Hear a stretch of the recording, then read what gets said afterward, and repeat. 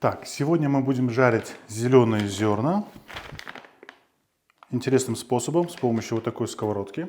Она специально создана для того, чтобы жарить кофейное зерно. Засыпается, это абсолютно керамическая штука, засыпается зерно, и через вот это отверстие потом мы готовое зерно будем высыпать. Для начала, что нам нужно? Нам нужно взять точное количество кофе. Для этого мы должны его взвесить. Конкретно сегодня мы будем жарить 50 грамм зерна. Скрываем упаковочку.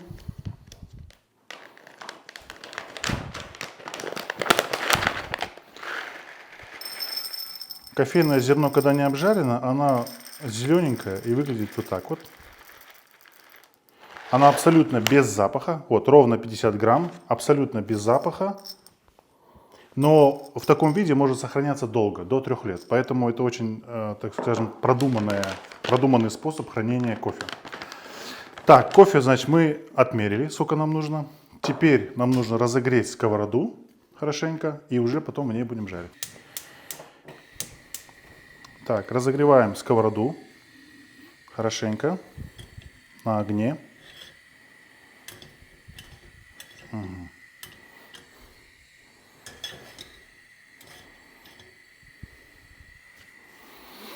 Так, сейчас наша задача разогреть хорошенько нашу керамическую сковороду. Как мы поймем, что она у нас готова для того, чтобы уже жарить непосредственно кофе? Просто чисто так тактильно, визуально будем понимать, да?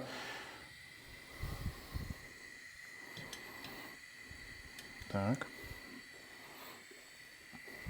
Нужно хорошенько ее прогреть.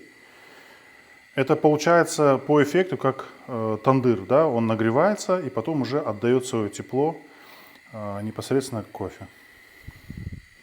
Почему зерно жарить самому — это хорошая идея?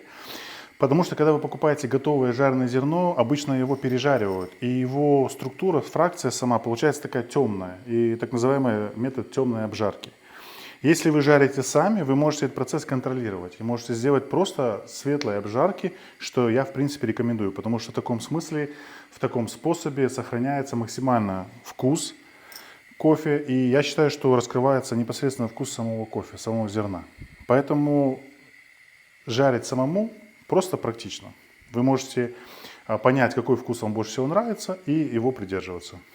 После того, как мы нагреем нашу сковороду и засыпем туда зерно, после этого мы непрерывно должны будем его помешивать. Потому что если мы прекращаем мешать, зерно начинает подгорать. И происходит неравномерная его обжарка. То есть получается, у нас зерно будет с какой-то стороны более обжарено, с какой-то стороны менее обжарено. А это плохо. Это влияет на его вкусовые качества, и мы таким образом не сможем получить ровный, хороший вкус кофе. Если мы неравномерно обжариваем кофе, мы не сможем получать стабильный вкус, который нам уже будет нравиться. То есть у нас будет все время получаться разный кофе. Поэтому очень важно при обжарке его мешать и таким образом делать равномерную обжарку.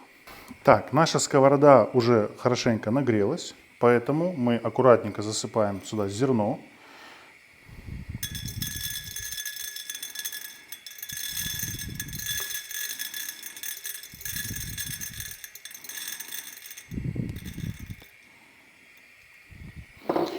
И начинаем его вот таким образом помешивать.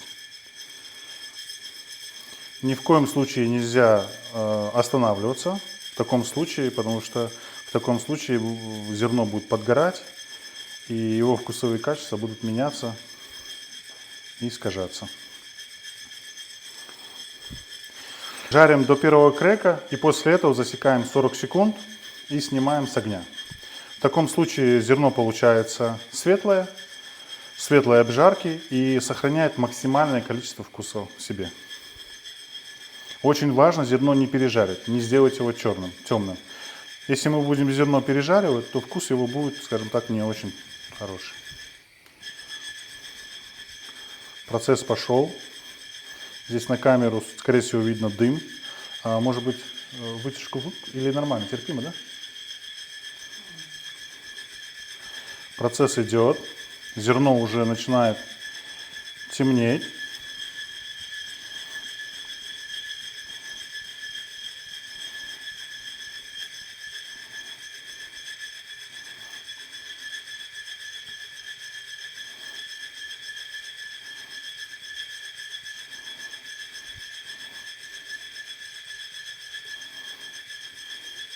И забыл сказать, сегодня мы жарим Бразилию. Бразилия вообще такой интересный кофе. Скажем так, это я рекомендую начинать пить кофе с Бразилии, потому что там наименьшая кислинка. Кислинка не всем нравится, поэтому пробуйте с нее. А потом, когда вы уже начнете познавать вкус кофе... О, по-моему, сейчас крэк был.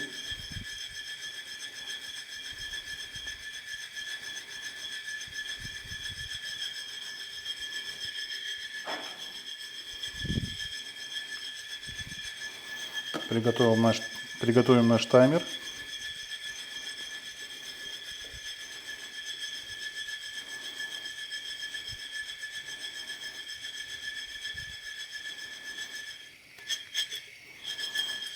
Да, процесс идет.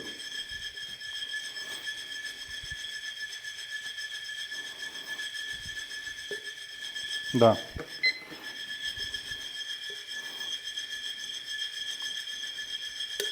О, это щелкает кофе. Это так называемый крэк. Вот мы поставили таймер и ждем 40 секунд и снимаем кофе с огня.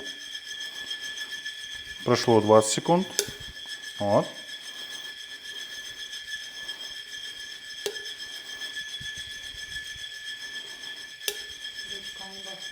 Угу. Чуть-чуть ручка сползает.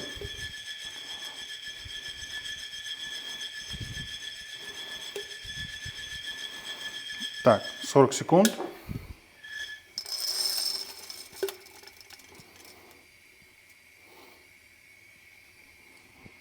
Все. Теперь наша задача кофе остудить.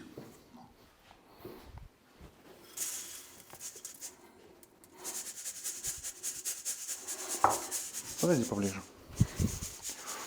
Вот, мы обжарили кофе. У нас он получился такой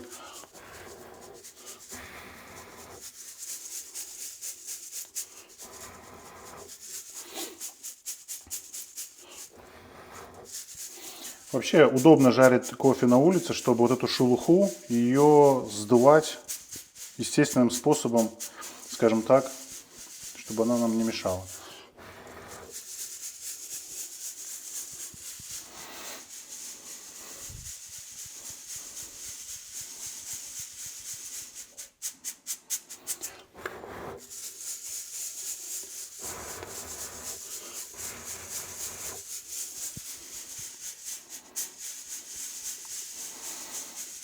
Вот, обратите внимание на кофе.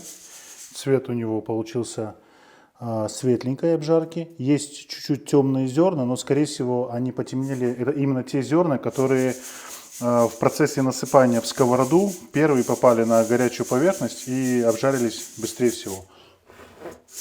Так, в принципе, цвет получился более-менее однородный. Вот такой вот у нас получился результат. Кофе обжарился у нас светленькой, светлой обжарки. И сейчас мы будем его крутить и пробовать варить из свежеобжаренного кофе. Так, значит, мы обжарили кофе. А теперь самое интересное. Теперь берем наш дегремен, нашу, это, скажем так, ручная мельница, и засыпаем сюда кофе. Вот. По-моему, очень красиво получается. Зерно получается светленьким, не горелым, что очень важно. Так, наполнили наш дегремен. Теперь нам нужно приготовить, нам нужно накрутить примерно 20 грамм кофе для такого джезве.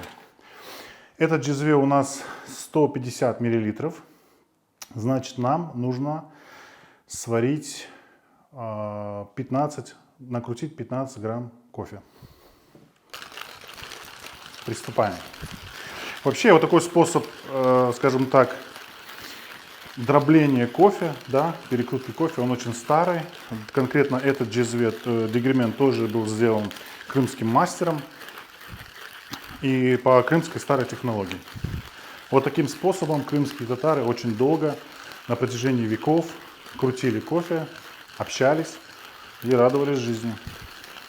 чувствуется, что процесс идет.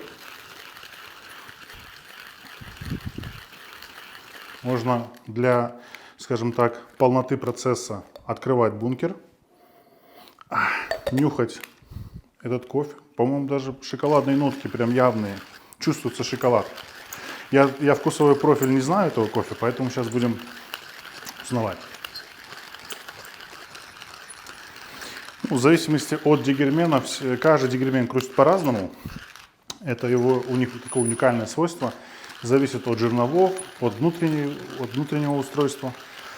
Ну, я думаю, так примерно 2-3 минуты хватает, чтобы накрутить нужное количество.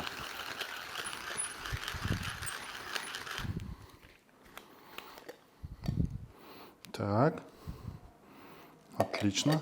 Очень мелкий помол, что, кстати, очень важно. Для того, чтобы полноценно раскрыть вкус кофе, помол должен быть мелким. Сейчас я расскажу, как определять его фактуру, да, пальцами, визуально, для того, чтобы, скажем так, получить идеальный помол кофе.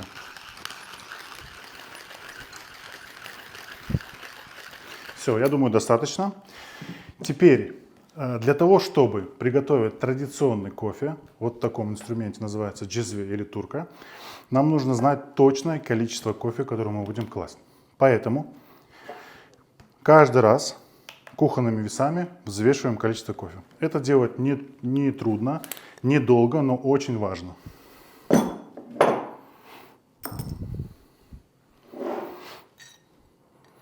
Обратите внимание на степень помола, насколько он мелкий. Он просто имеет такую шоколадную структуру, как какао. Так, на 150 мл мы кладем 15 грамм кофе. Как раз ровно 15 грамм у нас получилось. Теперь заливаем воду. Очень важно воду заливать по поясок.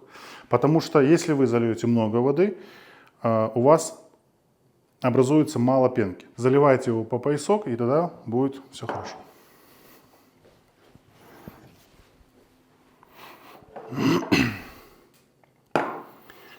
Так.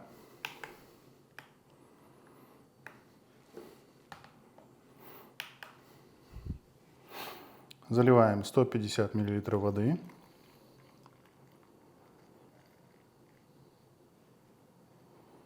«151». Чуть-чуть больше. Но я думаю, что ничего страшного. Обязательно тщательно перемешиваем. Тщательно. Наша задача, чтобы однородная масса, чтобы кофе с водой превратились в однородную массу. Чтобы не было никаких комочков, ничего. Вот, сними крупнее, пожалуйста. Прям, ага. Сверху видно, да? Угу. Все, отлично. Перемешали.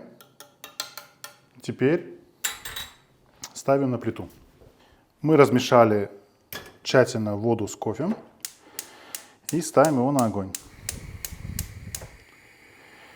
Теперь очень важно, смотрите.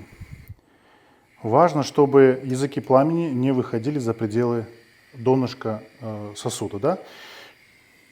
Чтобы у нас само нагревание было максимально равномерным.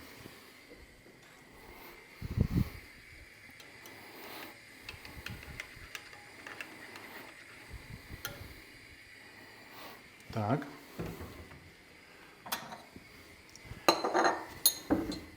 Процесс пошел.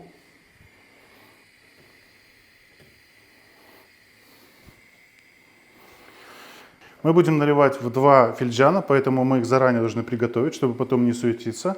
Когда кофе будет готов, он должен быть сразу разлит. Нельзя, чтобы готовый кофе в джезве стоял на плите. Его нужно сразу разливать. И желательно сразу пить. Поэтому заранее готовим финджаны.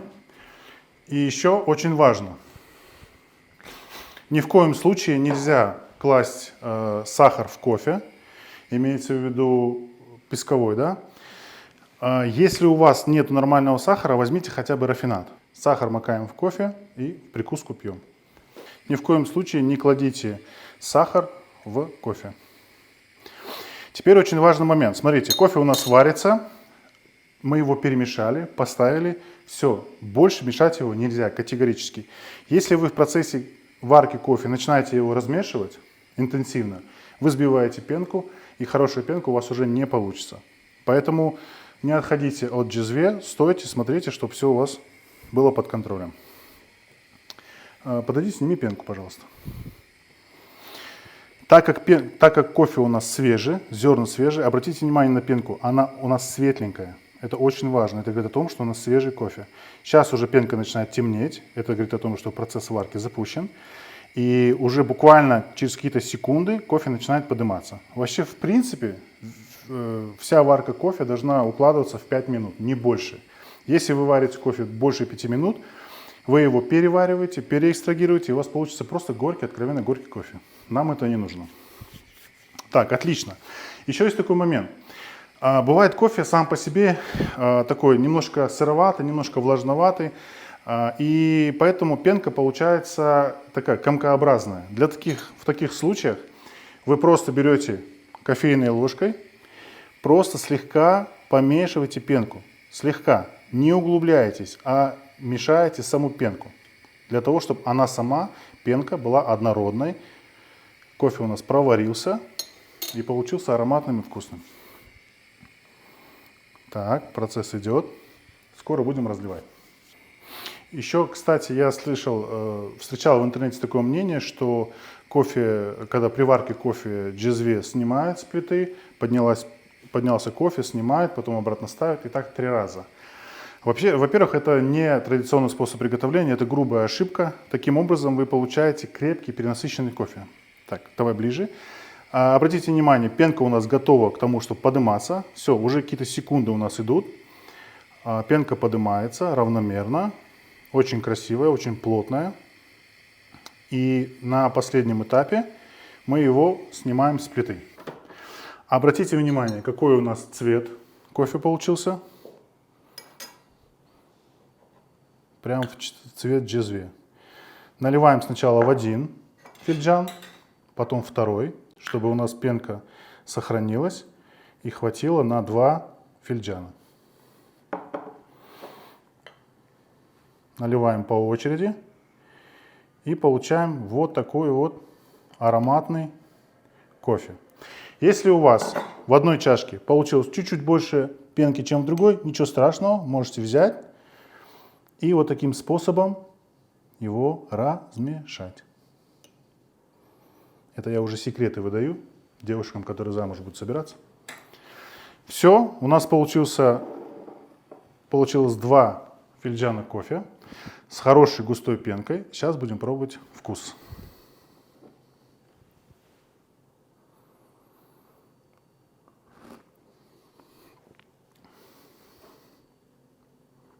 Это очень вкусно. Как раз Бразилия оправдывает свою репутацию. Это абсолютно не кислый кофе. Я бы даже сказал, очень традиционный вкус, который знаком вообще многим. Поэтому, кто хочет попробовать вкусный, классный кофе, начните его с Бразилии.